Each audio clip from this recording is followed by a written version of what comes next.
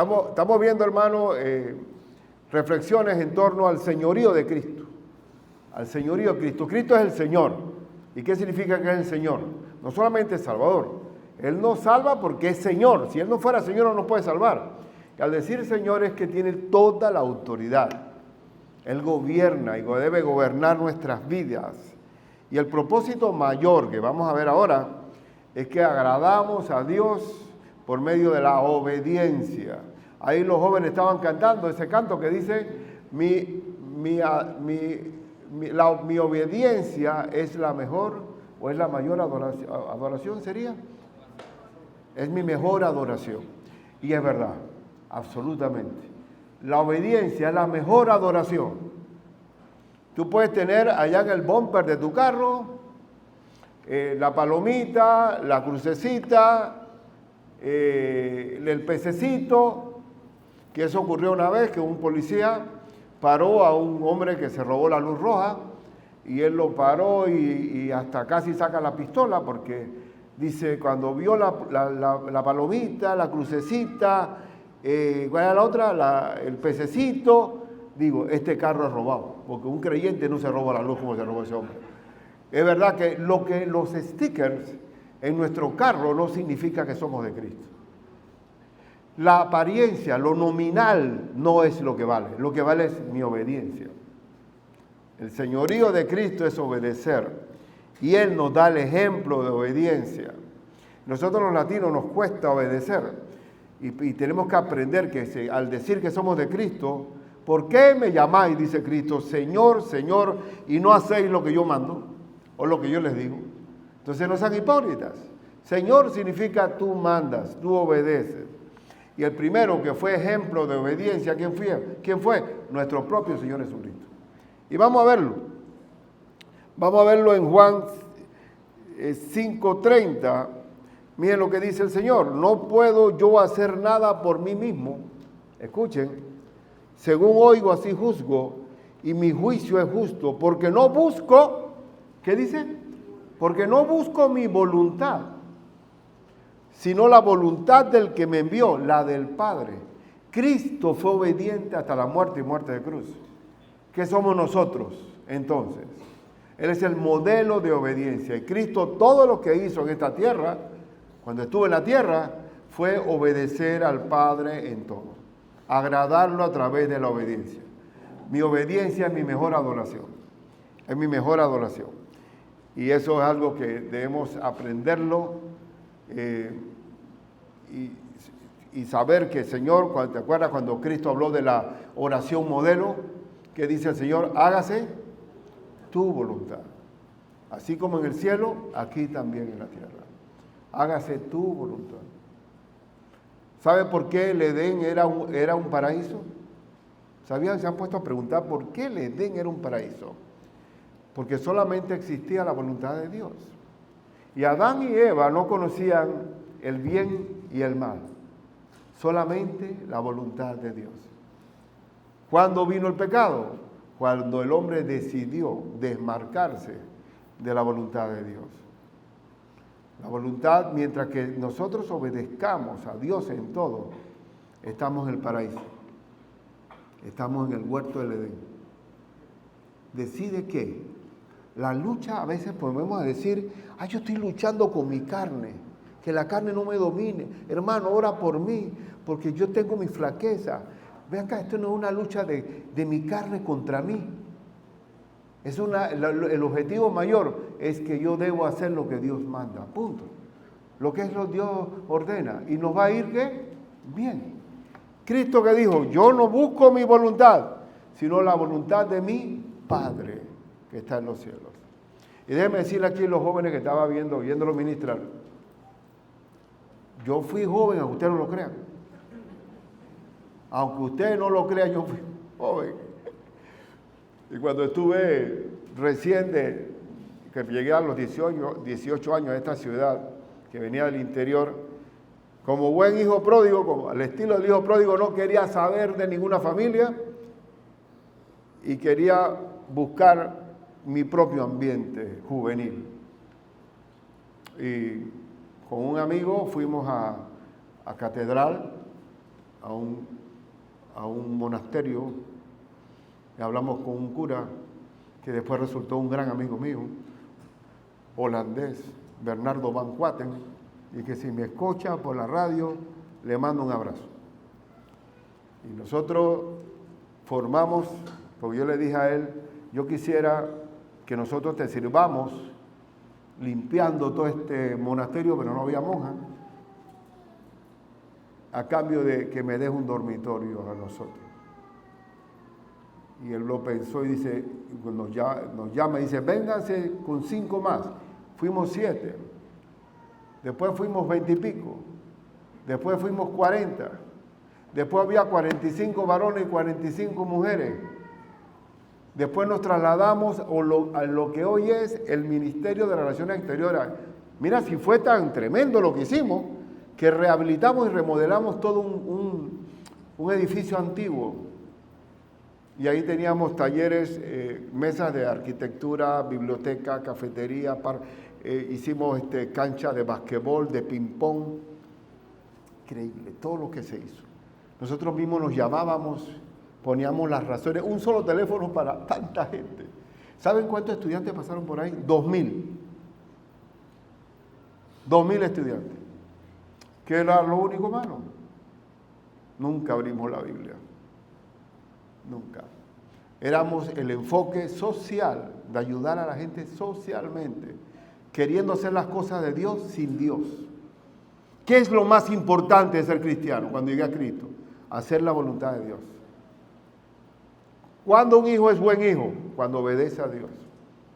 ¿Cuándo un siervo es un buen siervo? Cuando obedece a su amo. Entonces, eso es lo que Cristo está diciendo. Yo fui un varón de dolores. Yo me hice hombre y aún más me hice siervo. Cristo no vino como un rey terrenal, vino como siervo. Y desde que nació en humillación. Desde que nació ninguna mujer hebrea hubiera parido en un establo, porque Cristo vino humillado. Y otro texto para reforzar lo que estamos hablando, que dice Mateo 12:50, porque todo aquel, escuchen, todo aquel que hace la voluntad de mi Padre, que está en los cielos, ese es mi hermano y hermana y madre. ¿Cómo yo sé que yo soy pariente de mi Cristo? Que Cristo es mi hermano, cuando hago la voluntad de Dios. ¿Quiénes son? ¿Se acuerdan este texto de dónde viene? Cuando los madres y los hermanos de Cristo, terrenales, vinieron a buscar a Cristo porque ya lo veían, que decían que estaba lunático, que estaba sacando demonios en nombre de Belcebú. Y entonces él estaba dando la clase, estaba dando enseñanza, viene la mamá y los hermanos, venimos a buscarte, que vinimos a buscarte. Ah, no, le dijeron, tu madre y tus hermanos están allá afuera. Dice, ¿qué dijo Cristo? Estos son mi madre y mis hermanos, los que hacen mi voluntad. ¿Qué tan cerca estoy de Dios? Cuando hago la voluntad de Él. ¿Qué tan cerca Dios me cubre? Cuando cubre la obediencia de un hijo. Mi mejor adoración es la obediencia. Dice Mateo 26:39. Yendo un poco adelante, estamos hablando de Cristo en el Getsemaní, se postró sobre su rostro y orando y diciendo, Padre mío, si es posible, pase de mí esta copa, pero no sea como yo quiero, sino como tú. Ahí está. Todos los días tenemos nosotros el dilema si hacemos la cosa a la manera nuestra o a la manera de Dios. En verdad, pues eso se llama negarse. Nosotros tenemos que negarnos a nosotros mismos, tomar la cruz y seguir a Cristo. ¿Y qué va a pasar? Todo va a estar bien. ¿Se acuerdan el texto que dice que la lámpara del cuerpo es el ojo? Y que si tu ojo está lleno de luz, todo tu cuerpo está alumbrado. ¿A qué se refiere eso? A que si yo hago la voluntad de Dios, estoy en luz. Pero si aparto mi ojo y estoy en el mundo, ya mi ojo está en oscuridad. Entonces todo depende absolutamente de la obediencia. Hay un himno inclusive que nosotros cantamos, que tenemos que despolvar, porque a veces porque son viejos no se cantan, pero que dice que obedecer y confiar en Jesús es la regla marcada para andar en la luz. Qué bueno, qué belleza. Y es verdad. ¿Cómo yo sé que Dios va a estar siempre conmigo? ¿O tú crees que Dios va a bendecir a alguien que no está en su santa voluntad? ¿Cómo tú puedes pedir, Señor, bendíceme, y tengo un camino erróneo, contrario a lo que Él ordena? Dios no va a bendecir a alguien con lo correcto si tú andas en el camino incorrecto. Entonces, Cristo es un modelo de oración. Ahí en el momento cumbre de ir antes de la cruz, Él oró fervientemente. Dice que su sudor eran como grandes gotas de sangre que caían por su frente.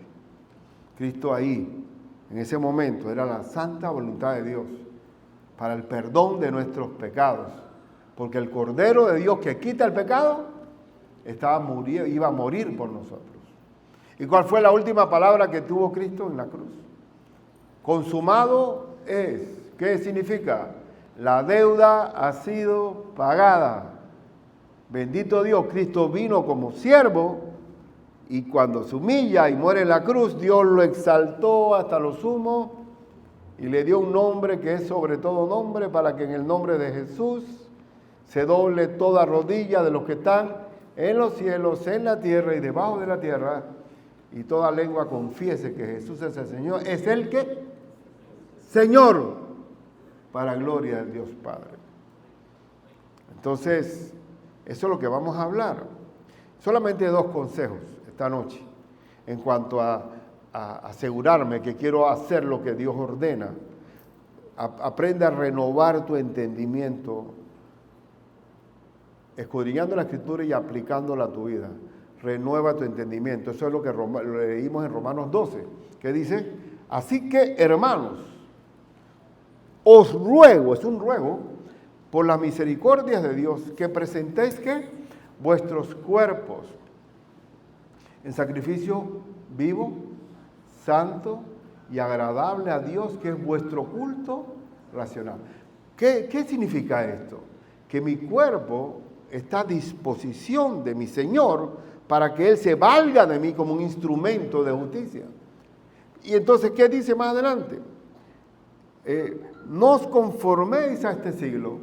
Este siglo, el mundo anda por caminos de muerte. Uno ve, por ejemplo, esa Agenda 2030, es un disparate, y el mundo va por ahí. Pero no nos conformemos al mundo, sino que dice que no conforméis a este siglo, sino transformaos por medio de la renovación de vuestro entendimiento. La palabra de Dios renueva, transforma nuestro entendimiento para que comprobéis. Es decir, cuando tú aplicas el conocimiento de Dios el de la palabra, vas a comprobar cuál sea la buena voluntad de Dios, agradable y perfecta. Es decir, que no solamente es quedar en la ideología o en el intelecto, no es saberse de memoria un texto, sino aplicarlo, porque cuando lo aplico, Cristo es mi Señor. Estoy poniendo mi cuerpo y mi ser y mi espíritu al servicio de Dios. Todo lo que hagáis, sea de palabra o de hecho, hacerlo todo en el nombre de Jesucristo, para gloria del Dios Padre. Entonces hay que aprender a renovar. ¿Cuánto tiempo tú lees la Biblia? ¿De vez en cuando? ¿Cuánto tiempo? Poca meditación de la palabra, poca renovación del entendimiento. Poca meditación de la palabra, poca transformación del entendimiento. Hay muchos que se quedan atrás porque sencillamente no quieren aceptar el señorío de Cristo. Cuando nos va a ir bien, nos va a ir bien. Entonces, quiero que lean, ¿por qué podemos renovarnos espiritualmente? ¿Qué es lo que tenemos más grande que tenemos nosotros aquí? ¿Qué es lo más grande? ¿Sabes qué sería lo más grande? ¿Está bien? El reino de los cielos. Pero hay algo bien grande, que es la presencia del Espíritu Santo en nuestro corazón. Eso es lo más grande. Señor, háblame, Padre, háblame. Muéstrame algo. Oye, pero más cerca no puedo estar de ti. Oye, estoy adentro de ti. ¿Qué estás buscando señales afuera si te tengo acá adentro? ¿Y qué dice con relación al Espíritu Santo? Nosotros, dice 1 Juan 2:20 al 21 y el 27. Pero vosotros tenéis la unción del Santo, refiriéndose al Espíritu Santo, y conocéis todas las cosas. El Señor nos ha dado el Espíritu Santo para que Él nos revele ¿qué? Todas las cosas. ¿Usted podría leer la Biblia sin tener al Espíritu Santo en su corazón? Sería un disparate, ¿eh? Yo intenté hacerlo, por eso que en el interior no pasaban de tener la Biblia abierta en el Salmo 91 y no podía seguir más de ahí, porque necesitan el Espíritu Santo, porque el único que puede discernir espiritualmente la Biblia es el hombre espiritual que ha nacido de nuevo. Entonces, teniendo el Espíritu Santo, todo lo entendemos, todo lo podemos aplicar. Yo como pastor, ¿qué misterio tiene ser pastor? ¿Hay alguna fórmula secreta? ¿Sabe cuál es el deber del pastor? Fundamental, ¿cuál es? Llevar el pasto de la palabra a su rebaño. Porque no solo de pan vive el hombre, sino de toda palabra que sale de la boca de Dios. Y si el pastor está administrando la palabra, ¿qué va a pasar? Salmo 1, todo va a salir bien.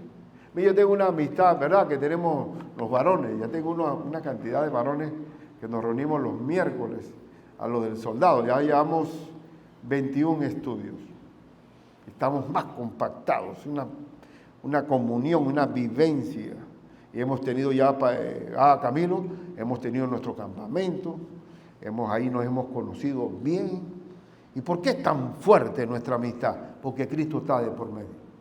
Porque su palabra es la que nos crea la conexión. Entonces, sigamos leyendo qué dice. Dice, no escrito como si ignoraseis la verdad, sino porque la conocéis y porque ninguna mentira procede de la verdad. Gloria a Dios, porque el Espíritu de verdad nos lleva a la verdad. Y dice más adelante, el versículo 27, pero la unción que vosotros recibisteis de Él permanece en vosotros y no tenéis necesidad de que nadie os enseñe. A ver, no tenéis necesidad de que nadie os enseñe. ¿Sabe cuál ha sido mi mejor? Yo conozco a varios pastores indígenas, pastores de campo, que yo he recibido unas enseñanzas de ellos magníficas. Yo simplemente tengo que callar para escuchar que la revelación de Dios a sus vidas no tienen tantos estudios, pero tienen al Espíritu Santo y tienen la disciplina de escudriñar las Escrituras. Y cuando ellos hablan, yo me quedo simplemente anonadado. Digo, pero ¿cómo puede Dios darle tanto a este hombre? Y más que a mí, lejos. ¿Por qué? Porque como ellos están en el campo y están en directo contacto con la creación, todavía les es más fácil comprender las cosas. ¿Y no está pasando eso, Dani, allá en el interior? Que estos hombres de campo que tenemos allá tienen un entendimiento magnífico de la palabra, pero es el Espíritu Santo el que revela la verdad y el señorío. Y dice que la parte de esta, pero la unción que vosotros recibiste de Él permanece en vosotros y no tenéis necesidad de que nadie os enseñe, así como la unción misma os enseña todas las cosas y es verdadera y no es mentira, según ella os ha enseñado, permaneced en Él. Así que si quieres transformar tu entendimiento, hermano, escudriña las Escrituras y vas a ver la sabiduría que Dios te va a dar. Y el que tiene falta de sabiduría, ¿qué hay que hacer?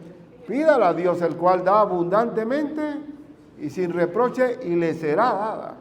La sabiduría bendita de Dios es a través del Espíritu Santo y las Sagradas Escrituras.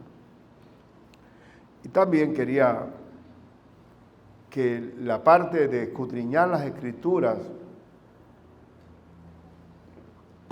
la clave en la vida de fe es aplicar la palabra a la vida. Aplicarla a la vida. Ustedes saben bien, uno de los textos cimeros, los más fundamentales, después de que Cristo habló del sermón del monte, fue la casa sobre la roca. ¿Dónde estriba cuando estamos en la casa sobre la roca? ¿Qué dice Mateo 7, 24 al 27? Cualquiera pues que me oye estas palabras es un orejón que oye bastante, pero y las hace, perdón, es oír, a ver, la parte B es el orejón, que oye pero no hace. Aquí está, oye y ¿qué?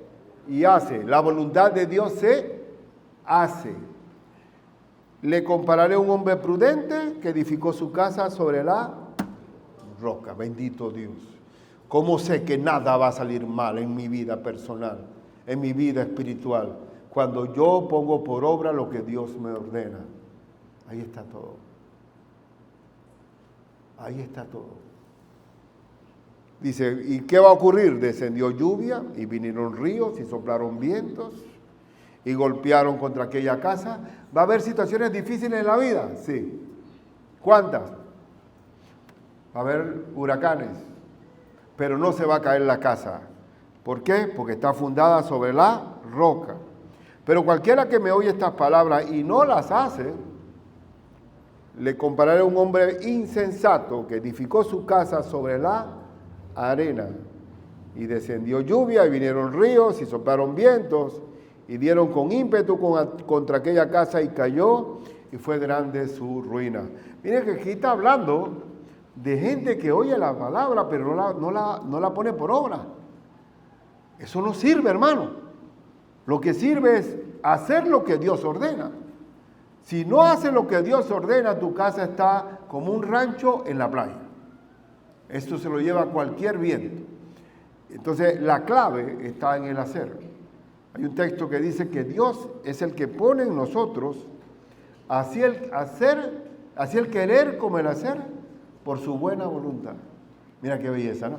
Que Dios es el que mueve, pone el querer y el hacer por su buena voluntad. Magnífico, maravilloso, extraordinario. Gracias a Dios que es el que pone el querer y el hacer por su buena voluntad.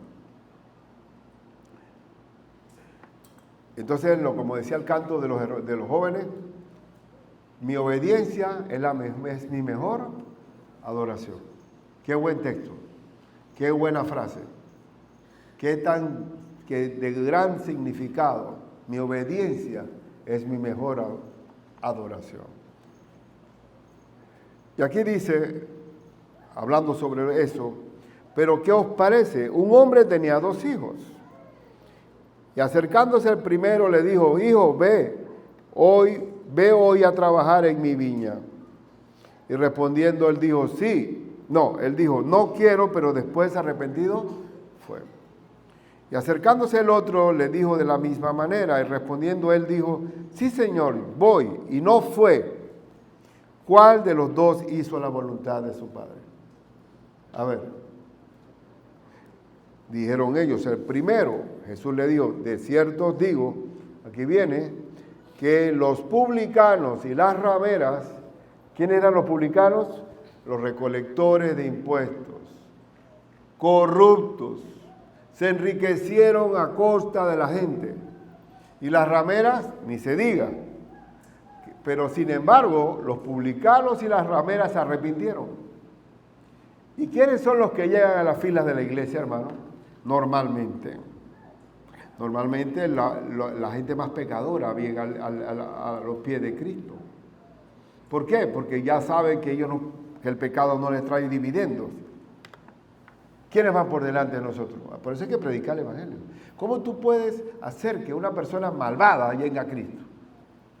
Cristo lo va a hacer, va a haber arrepentimiento. Entonces, pero, ¿qué es lo que vale? El decir que yo hago como los fariseos, que eran unos hipócritas, simplemente vendía cámara, eran un robador, le gustaba la notoriedad, o el que hace la voluntad de Dios. Dice que las rameras, pero los publicanos y las rameras le creyeron, y vosotros viendo esto no os arrepentís después para creerle. ¿Qué es lo que importa? La obediencia. Bendito sea el Señor, porque nos perdonó a los que estamos aquí sentados. Nos perdonó y nos ha dado un nuevo. Cuando creemos en Cristo, ¿qué pasa? Hemos nacido de nuevo.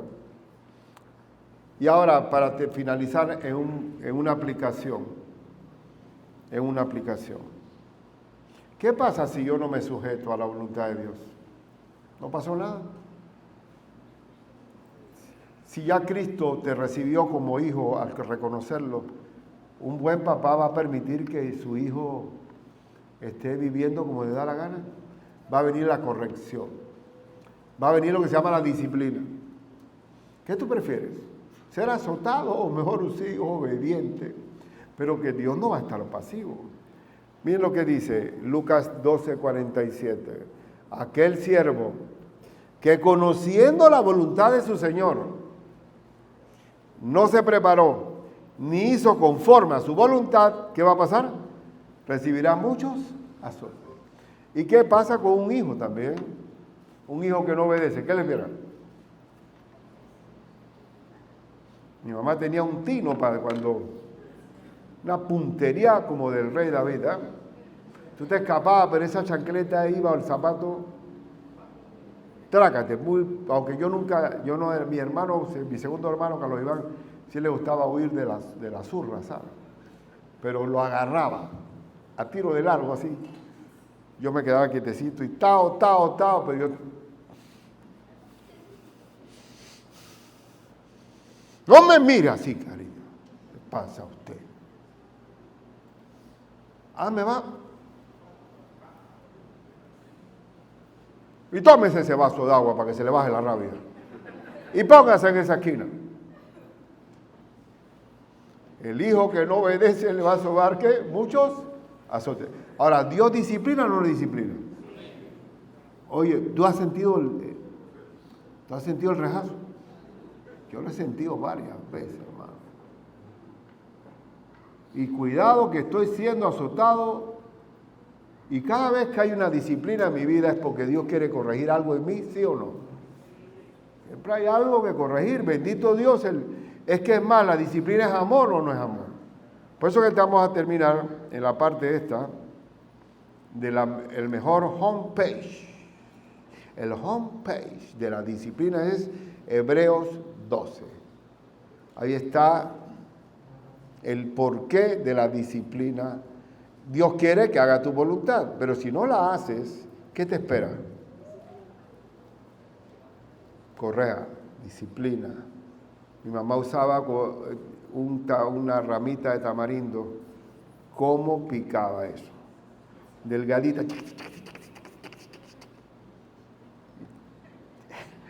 Ya después, no. ¿Qué pasa después cuando hay un buen azote? Ya viene el método audiovisual, nada más se enseña la vara y todo el mundo se cuadra. ¿Sí o no? Mi hermana Baby, las Cruz, que son muy conocidas, la Baby andaba con una correa aquí, en el cuello. ¿Cómo están? ¿Van a hacer lo que les digo? Sí, mamá, sí, mamá. Y eran 8. Así que imagínate. ¿Y quién estaba así disciplinado también? John Wesley. Su mamá no tuvo tantos hijos, 18. La mamá de John Wesley tuvo por lo menos 25. Y decía Juanita Wesley que si tú no disciplinas a un niño así, cuando estés grande no lo vas a tener problemas. Entre más chiquito, mejor. Y esos Wesley, yo todavía no puedo entender cómo Charles, por ejemplo, el hermano de John Wesley, propuso 7,000 himnos. Y los grandes libros escritos por John Wesley arriba de un caballo. Magnífico. Pero es la disciplina. Es la disciplina porque podemos nosotros en las manos de Dios podemos hacer cosas maravillosas. Vamos a leer el último. Dios, ¿qué quiere Dios? ¿Qué quiere el Señor? Hacer la voluntad de Dios. Ay, no, que estoy peleando con la carne porque todavía estoy débil en esto. Digo, cuádrate porque el Señor te va a enderezar. Y dice Hebreos 12, 5 al 11. Y habéis ya olvidado la exhortación que como a hijos se os dirige, diciendo, hijo mío, no menosprecies la disciplina del Señor. ¿Y qué disciplina? Castigo. Ni desmayes cuando eres reprendido por Él, porque el Señor al que ama, ¿qué? Disciplina. ¿Sabes por qué yo fui amado? Porque me disciplinaron bastante. Y verdaderamente que los hijos, ¿qué es lo que quieren los hijos? Videojuegos nuevos y que los padres estén tranquilizando su conciencia, trayendo regalos y regalos y regalos, y los dos están trabajando y no le dan consejo a sus hijos. El hijo se siente amado cuando es disciplinado. Y azota todo. ¿Azota qué es? ¿Qué es azote? Y azota todo el que recibe por hijo. Si soportáis la disciplina, Dios os trata como a hijos. Porque ¿qué hijo es aquel a quien el padre no disciplina? A ver. Ahora no, ahora llaman al 911 para llevarse a los padres por otro lado. Ahora es un problema que hay mundial porque la disciplina está viéndose, pero si no hay disciplina no hay amor. No hay amor. Por otra, aquí viene el ejemplo de los padres terrenales. Por otra parte, tuvimos a nuestros padres terrenales que nos disciplinaban y los veneraban. Eso es cierto. Quizá usted no tiene mucha referencia, pero yo sí las vi con mis tíos. Mi abuelo, ellos hablaban de mi abuelo como si fuera un filósofo, un maestro, y los cuentos, las historias que me daban eran historias de un hombre severo, disciplinado, y lo veneraban. La paternidad es ejercer disciplina y corrección, y Dios lo va a hacer. Dios lo tiene que hacer.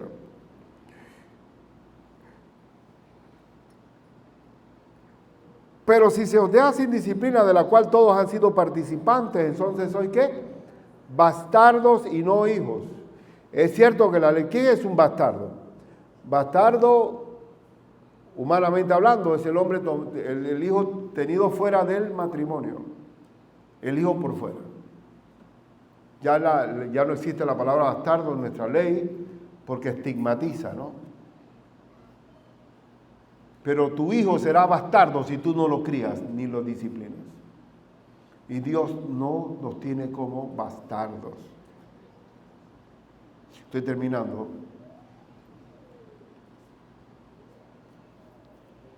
Y aquellos,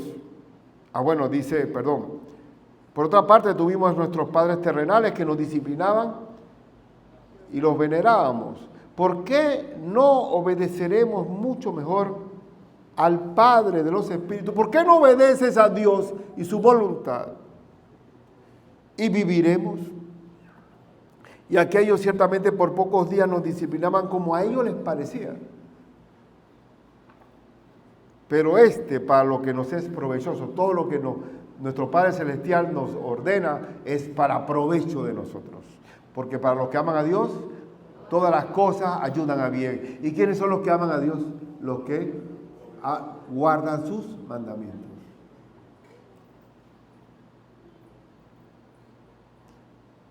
Para que participemos de su santidad. Es verdad que ninguna disciplina al presente parece ser causa de gozo, sino de tristeza. ¿Verdad que cuando uno está bajo una prueba, que a veces son disciplinas, pero no sabemos distinguir si es prueba o disciplina, después nos damos cuenta que es disciplina, pero al principio la disciplina no parece ser causa de gozo.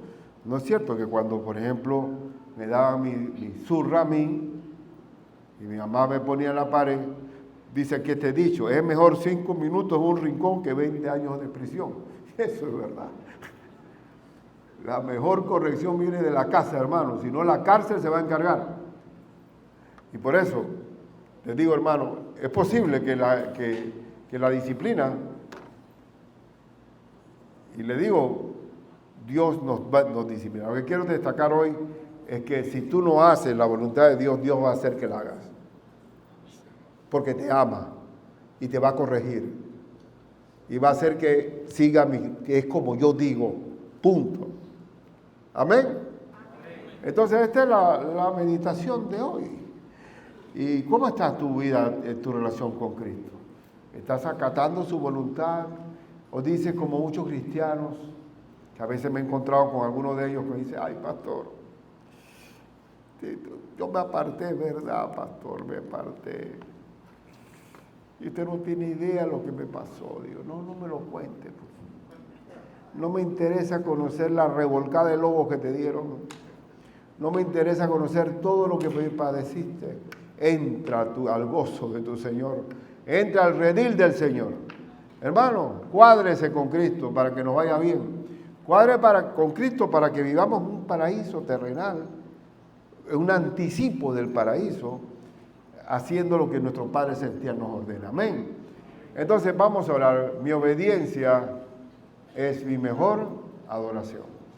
Oh Padre Celestial, gracias Señor por tu palabra, que es la guía perfecta para que todo salga bien. Padre, permite que mis hermanos aquí aprendan a sujetarse a lo que tú dices. Porque decir que tú eres Señor es cuando nosotros nos sometemos a ti y obedecemos tu sagrada voluntad. Te pido por mis hermanos, pedimos perdón por todas las veces que nos hemos apartado de tu santa voluntad. Actúa, Padre, en nosotros. Gracias por esta noche. En el nombre de Cristo Jesús. Amén.